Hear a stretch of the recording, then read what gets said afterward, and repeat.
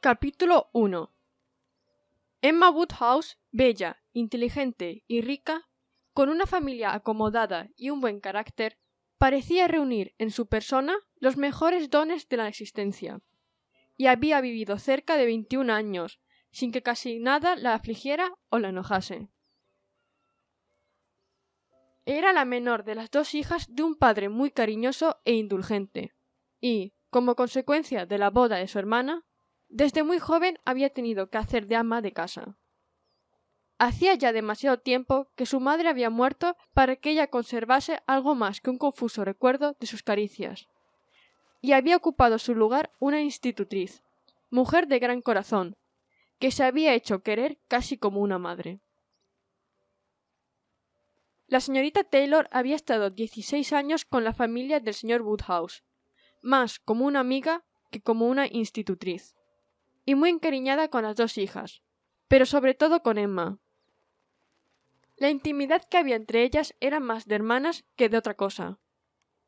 Aún antes de que la señora Taylor cesara en sus funciones nominales de institutriz, la blandura de su carácter raras veces le permitía imponer una prohibición, y entonces, que ya hacía tiempo que había desaparecido la sombra de su autoridad, habían seguido viviendo juntas como amigas, muy unidas la una a la otra, y Emma haciendo siempre lo que quería, teniendo en gran estima el criterio de la señorita Taylor, pero rigiéndose fundamentalmente por el suyo propio.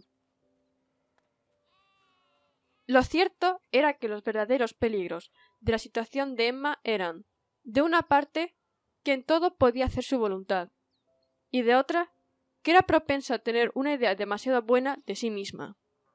Estas eran las desventajas que amenazaban mezclarse con sus muchas cualidades. Sin embargo, por el momento el peligro era tan imperceptible que en modo alguno podían considerarse como inconvenientes suyos. Llegó la contrariedad, una pequeña contrariedad, sin que ello la turbara en absoluto, de un modo demasiado visible. La señorita Taylor se casó. Perder a la señorita Taylor fue el primero de sus sinsabores, y fue el día de la boda de su querida amiga cuando Emma empezó a alimentar sombríos pensamientos de cierta importancia. Terminada la boda, y cuando ya se hubieron ido los invitados, su padre y ella se sentaron a cenar, solos, sin ningún tercero que alegrase la larga velada. Después de la cena, su padre se dispuso a dormir, como de costumbre, y a Emma no le quedó más que ponerse a pensar en lo que había perdido. La boda parecía prometer toda suerte de dichas a su amiga. El señor Weston era un hombre de reputación intachable, posición desahogada, edad conveniente y agradables maneras. Y había algo de satisfacción en el pensar con qué desinterés, con qué generosa amistad ella había siempre deseado y alentado esta unión. Pero la mañana siguiente fue muy triste. La ausencia de la señorita Taylor iba a sentirse a todas horas y en todos los días. Recordaba el cariño que le había profesado, el cariño, el afecto de 16 años. Cómo la había educado y cómo había jugado con ella desde que tenía 5 años. Cómo no había escatimado esfuerzos para atraérsela y distraerla cuando estaba sana. Y cómo la había cuidado cuando habían llegado las diversas enfermedades de la niñez. Tenía con ella una gran deuda de gratitud, pero el periodo de los últimos 7 años, la igualdad de condiciones y la total intimidad que habían seguido a la boda de Isabella, cuando ambas quedaron solas con su padre, tenía recuerdos aún más queridos, más entrañables. Había sido una amiga y una compañera como pocas existen, inteligente, instruida, servicial, afectuosa, conociendo todas las costumbres de la familia, compenetrada con todas sus inquietudes y sobre todo preocupada por ella, por todas sus ilusiones y por todos sus proyectos. Alguien a quien podía revelar sus pensamientos apenas nacían en su mente, y que le profesaba tal afecto que nunca podía decepcionarla. ¿Cómo iba a soportar aquel cambio? Claro que su amiga había ido a vivir a solo media milla de distancia de su casa. Pero Emma se daba cuenta de que debía haber una gran diferencia entre una señora Weston que vivía sola a media milla de distancia y una señorita Taylor que vivía en la casa. Y a pesar de todas sus cualidades naturales y domésticas, corría el peligro de sentirse moralmente sola. Amaba tiernamente a su padre, pero para ella no era esta la mejor compañía. Los dos no podían sostener ni conversaciones serias ni en chanza.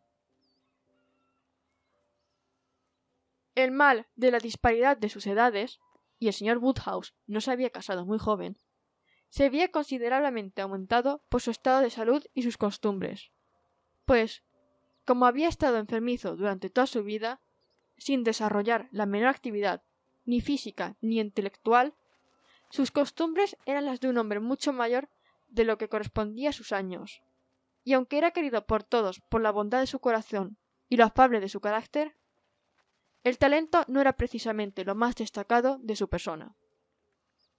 Su hermana, aunque el matrimonio no la había alejado mucho de ellos, ya que se había instalado en Londres, a solo 16 millas del lugar, estaba lo suficientemente lejos como para no poder estar a su lado cada día, y en Hartfield tenían que hacer frente a muchas largas veladas de octubre y de noviembre, antes de que la Navidad significase la nueva visita de Isabella, de su marido y de sus pequeños, que llenaban la casa proporcionándole un nuevo placer de su compañía. En Highbury, la grande y populosa villa, casi una ciudad, a la que en realidad Hartfield pertenecía, a pesar de sus prados independientes y de sus plantíos y de su fama, no vivía nadie de su misma clase.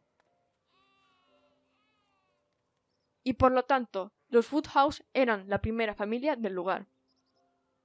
Todos les consideraban como superiores. Emma tenía muchas amistades en el pueblo, pues su padre era amable con todo el mundo, pero nadie que pudiera aceptarse en lugar de la señorita Taylor, ni siquiera por mediodía. Era un triste cambio, y al pensar en ello, Emma no podía por menos de suspirar y desear imposibles, hasta que su padre despertaba y era necesario ponerle buena cara. Necesitaba que le levantasen el ánimo. Era un hombre nervioso, propenso al abatimiento. Quería a cualquiera a quien estuviera acostumbrado, y detestaba separarse de él. Odiaba los cambios de cualquier especie. El matrimonio, como origen de cambios, siempre le era desagradable. Y aún no había asimilado ni mucho menos el matrimonio de su hija, y siempre hablaba de ella de un modo compasivo, a pesar de que había sido por completo un matrimonio por amor, cuando se vio obligado a separarse también de la señorita Taylor, y sus costumbres de plácido egoísmo y su total incapacidad para suponer que otros podían pensar de modo distinto a él, le predispusieron no poco a imaginar que la señorita Taylor había cometido un error tan grave para ellos como para ella misma, y que hubiera sido mucho más feliz de haberse quedado todo el resto de su vida en Hartfield. Emma sonreía y se esforzaba porque su charla fuera lo más animada posible, para apartarle de esos pensamientos. Pero a la hora del té, el señor Woodhouse le era imposible no repetir exactamente lo que ella había dicho al mediodía. Pobre señorita Taylor, me gustaría que pudiera volver con nosotros. Qué lástima que al señor Weston se le ocurriera pensar en ella. En esto no puedo estar de acuerdo contigo, papá. Ya sabes que no. El señor Weston es un hombre excelente, de muy buen carácter y muy agradable, y por lo tanto merece una buena esposa.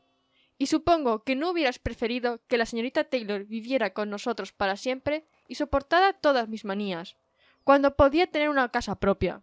Una casa propia, pero ¿qué sale ganando con tener una casa propia? Esta es 3 veces mayor. Y tú nunca has tenido manías, querida. Iremos a verles a menudo y ellos vendrán a vernos. Siempre estaremos juntos. Somos nosotros los que tenemos que empezar.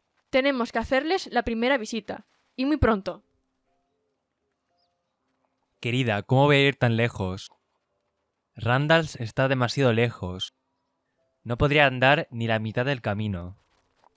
No, papá. Nadie dice que tengas que ir andando. Desde luego que tenemos que ir en coche. ¿En coche? Pero a James no le gusta sacar los caballos por un viaje tan corto. ¿Y dónde vamos a dejar a los pobres caballos mientras estamos de visita? Papá, pues en las cuadras del señor Weston. Ya sabes que estaba todo previsto. Ayer por la noche hablamos de todo esto con el señor Weston. Y en cuanto a James, puedes estar completamente seguro de que siempre querrá ir a Randalls, porque su hija está sirviendo allí como doncella. Lo único de que dudo es de que quiera llevarnos a algún otro sitio. Fue obra tuya, papá. Fuiste tú quien consiguió a Hannah el empleo. Nadie pensaba en Hannah hasta que tú la mencionaste. James te está muy agradecido. Estoy muy contento de haber pensado en ella. Fue una gran suerte porque por nada del mundo hubiese querido que el pobre James se creyera desairado. Y estoy seguro de que será una magnífica sirvienta. Es una muchacha bien educada y que sabe hablar. Tengo muy buena opinión de ella. Cuando la encuentro siempre me hace una reverencia y me pregunta cómo estoy con maneras muy corteses. Y cuando la tienes aquí haciendo costura, me fijo en que siempre sabe hacer girar muy bien la llave de la cerradura. Y nunca la cierra de un portazo. Estoy seguro de que será una excelente criada. Y será un gran consuelo para la pobre señorita Taylor poder tener a su lado a alguien a quien está acostumbrada a ver. Siempre que James va a ver a su hija, ya puede suponer que tendrá noticias nuestras. Él puede decirle cómo vamos. Emma no regateó esfuerzos para conseguir que su padre se mantuviera en este estado de ánimo, y confiaba, con la ayuda del chaquete, lograr que pasara tolerablemente bien la velada, sin que la asaltaran más pesares que los suyos propios. Se puso a la tabla del chaquete, pero inmediatamente entró una visita que lo hizo innecesario. El señor Kindly, hombre de muy buen criterio, de unos 37 o 38 años, no solo era un viejo e íntimo amigo de la familia, sino que también se hallaba particularmente relacionado con ella por ser hermano mayor del marido de Isabella. Vivía aproximadamente a 1 milla de distancia de Highbury, les visitaba con frecuencia y era siempre bien recibido, y esta vez mejor recibido que de costumbre, ya que traía nuevas recientes de sus mutuos parientes de Londres.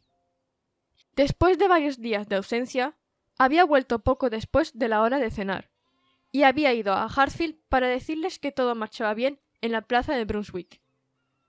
Esta fue una feliz circunstancia que animó al señor Woodhouse por cierto tiempo. El señor Kindly era un hombre alegre, que siempre le levantaba los ánimos, y sus numerosas preguntas acerca de la pobre Isabella y sus hijos fueron contestadas a plena satisfacción. Cuando hubo terminado, el señor Woodhouse, agradecido, comentó: Señor Kindly, ha sido usted muy amable al salir de su casa tan tarde y venir a visitarnos. ¿No le habrá sentado mal salir a esta hora? No, en absoluto. Hace una noche espléndida y con una hermosa luna, y tan templada que incluso tengo que apartarme del fuego de la chimenea. Pero debe haberla encontrado muy húmeda y con mucho barro en el camino. Confío en que no se habrá resfriado. ¿Barro? Mire mis zapatos, ni una mota de polvo. Vaya, pues me deja muy sorprendido, porque por aquí hemos tenido muchas lluvias. Mientras desayunábamos, estaba lloviendo de un modo terrible durante media hora. Yo quería que aplazaran la boda. A propósito, todavía no le he dado a usted la enhorabuena. Creo que me doy cuenta de la clase de alegría que los dos deben de sentir, y por eso no he tenido prisa en felicitarles. Pero espero que todo haya pasado sin más complicaciones. ¿Qué tal se encuentran? ¿Quién ha llorado más? Ay, pobre señorita Taylor, qué pena. Si me permite, sería mejor decir pobre señor y señorita Woodhouse, pero lo que no me es posible decir es pobre señorita Taylor. Yo les aprecio mucho a usted y a Emma, pero cuando se trata de una cuestión de dependencia o independencia, sin ninguna duda, tiene que ser preferible no tener que complacer más que a una sola persona en vez de dos. sobre todo cuando una de esas personas es muy antojadiza y fastidiosa, dijo Emma bromeando. Ya sé que esto es lo que está pensando, y que sin duda es lo que diría si no estuviera delante mi padre. Lo cierto, querida, es que creo que esta es la pura verdad. Dijo el señor Woodhouse suspirando. Temo que a veces soy muy antojadizo y fastidioso. Papá querido, no vas a pensar que me refería a ti, o que el señor Canley te aludía. ¿A quién se le ocurre semejante cosa? Oh, no. Yo me refería a mí misma. Ya sabéis que al señor Canley le gusta sacar a relucir defectos míos. En broma, todo es en broma. Siempre nos decimos mutuamente todo lo que queremos. Efectivamente, el señor Canley era una de las pocas personas que podía ver defectos en Emma Woodhouse, y la única que le hablaba de ellos. Y aunque eso a Emma no le era muy grato, sabía que a su padre aún se lo era mucho menos, y que le costaba mucho llegar a sospechar que hubiera alguien que no la considerase perfecta. Emma sabe que yo nunca la adulo, Dijo el señor Canley. pero no me refería a nadie en concreto. La señorita Taylor estaba acostumbrada a tener que complacer a 2 personas. Ahora tendrá que complacer más que a una. Por lo tanto, hay más posibilidades de que salga ganando con el cambio.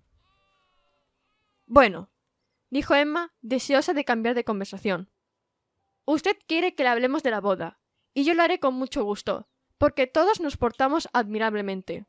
Todo el mundo fue puntual. Todo el mundo lucía las mejores galas. No se vio ni una sola lágrima, y apenas alguna cara larga. ¡Oh, no! Todos sabíamos que íbamos a vivir solo a media milla de distancia, y estábamos seguros de vernos todos los días. Mi querida Emma lo sobrelleva todo muy bien. Dijo su padre. Pero señor Kindly, la verdad es que has sentido mucho perder a la pobre señorita Taylor, y estoy seguro de que la echará de menos más de lo que se cree. Emma volvió la cabeza dividida entre lágrimas y sonrisas. Es imposible que Emma no eche de menos una compañera así. Dijo el señor Canley. No la apreciaríamos como la apreciamos si supiéramos una cosa semejante. Pero ella sabe lo beneficiosa que es esta boda para la señorita Taylor. Sabe lo importante que tiene que ser para la señorita Taylor, a su edad, verse en una casa propia y tener asegurada una vida desahogada. Y por lo tanto, no puede por menos de sentir tanta alegría como pena. Todos los amigos de la señorita Taylor deben alegrarse de que se haya casado tan bien. Y olvida usted, dijo Emma, otro motivo de alegría para mí, y no pequeño, que fui yo quien hizo la boda. Yo fui quien hizo la boda, ¿sabe usted? Hace 4 años. Y ver que ahora se realiza y que se demuestre que acerté, cuando eran tantos los que decían que el señor Weston no volvería a casarse, a mí me compensa de todo lo demás. El señor Kindly inclinó la cabeza ante ella. Su padre se apresuró a replicar. Oh, querida, espero que no vas a hacer más bodas ni más predicciones, porque todo lo que dices siempre termina ocurriendo. Por favor, no hagas ninguna boda más. Papá, te prometo que para mí no voy a hacer ninguna, pero me parece que debo hacerlo por los demás. Es la cosa más divertida del mundo. Imagínate, después de este éxito, todo el mundo decía que el señor Weston no se volvería a casar. ¡Oh, no! El señor Weston, que hacía tanto tiempo que era viudo y que parecía encontrarse tan a gusto sin una esposa, siempre tan ocupado en sus negocios de la ciudad o aquí con sus amigos, siempre tan bien recibido en todas partes, siempre tan alegre. El señor Weston, que no necesitaba pasar ni una sola velada solo si no quería. Oh, no. Seguro que el señor Weston nunca más se volvería a casar. Había incluso quien hablaba de una promesa que había hecho a su esposa en el lecho de muerte, y otros decían que el hijo y el tío no le dejarían. Sobre este asunto se dijeron las más solemnes tonterías, pero yo no creí ninguna. Siempre, desde el día, hace ya unos 4 años, que la señorita Taylor y yo le conocimos en Broadway Lane, cuando empezaba a lloviznar y se precipitó tan galantemente a pedir prestados en la tienda de Farmer Mitchell 2 paraguas para nosotras, no dejé de pensar en ello. Desde entonces ya planeé la boda, y después de ver el éxito que he tenido en este caso, papá querido, no vas a suponer que voy a dejar de hacer de casamentera. No entiendo qué quiere decir con eso de éxito. Dijo el señor Canley. Éxito supone un esfuerzo. Hubiera usted empleado su tiempo de un modo muy adecuado y muy digno si durante estos 4 años hubiera estado haciendo lo posible para que se realizara esta boda. Una ocupación admirable para una joven. Pero si es como yo imagino, y su función de casamentera, como usted dice, se reducen a planear la boda, diciéndose a sí misma un día en que no tiene nada que pensar, creo que sería muy conveniente para la señorita Taylor que se casara con el señor Weston, repitiéndoselo a sí misma de vez en cuando. ¿Cómo puede hablar de éxito? ¿Dónde está el mérito? ¿De qué está usted orgullosa? Tuvo una intuición afortunada, eso es todo. ¿Y nunca ha conocido usted el placer y el triunfo de una intuición afortunada? Le compadezco. Le creía más inteligente. Porque puede estar seguro de una cosa. Una intuición afortunada nunca es tan solo cuestión de suerte. Siempre hay algo de talento en ello. Y en cuanto a mi modesta palabra de éxito, que usted me reprocha, no veo que esté tan lejos de poder atribuírmela. Usted ha planteado dos posibilidades extremas, pero yo creo que puede haber una tercera. Algo que esté entre no hacer nada y hacerlo todo. Si yo no hubiese hecho que el señor Weston nos visitara y no le hubiera atentado en 1000 pequeñas cosas, y no hubiese allanado muchas pequeñas dificultades, a fin de cuentas quizá no hubiéramos llegado a este final. Creo que usted conoce a Hartfield lo suficientemente bien para comprender esto.